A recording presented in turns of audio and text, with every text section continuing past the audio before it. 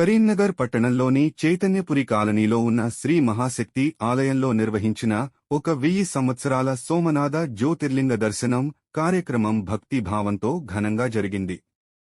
పవిత్ర సోమనాథ మూల జ్యోతిర్లింగాల ఉచిత దర్శనం కోసం నగరం నలుమూలల నుంచి మాత్రమే కాకుండా పరిసర జిల్లాల నుంచి కూడా భక్తులు భారీగా తరలివచ్చారు. ఆలయ ప్రాంగణం మొత్తం భక్తులతో కిక్కిరిసిపోయింది. ఈ కార్యక్రమంలో ప్రముఖ అతిథులుగా కేంద్ర హోంశాఖకు చెందిన నాయకులు, నగర మేయర్ పాల్గొని ప్రత్యేక పూజలు నిర్వహించారు. భక్తులకు సక్రమంగా దర్శనం కల్పించేందుకు ఆలయ నిర్వాహకులు ప్రత్యేక ఏర్పాట్లు చేశారు.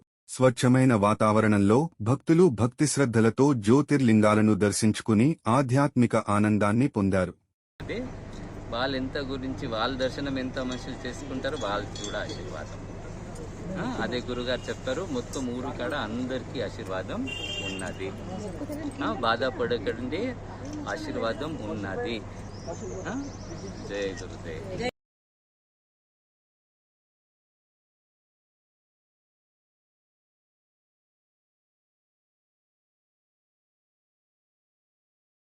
శాస్త్రి గారు గురుదేవులను దర్శించడానికి బెంగళూరు వచ్చి ఆ శివలింగములను గురుదేవులకు సమర్పించారు.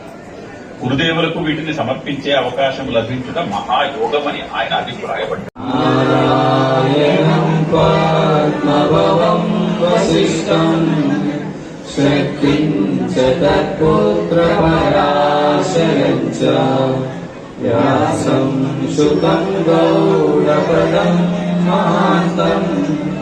గోవింద యోగీంద్రమతాస్య శిష్యం శ్రీ శంకరాచార్య మతాస్య పద్మపాదం చ హస్తామలకం చ శిష్యం తంత్రోతిథ్యం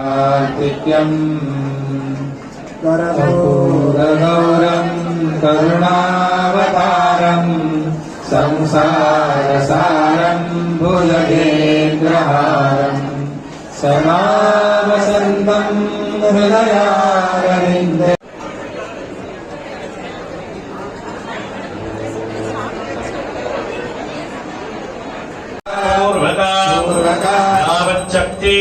శక్తి ఆవాహనాది షోడశ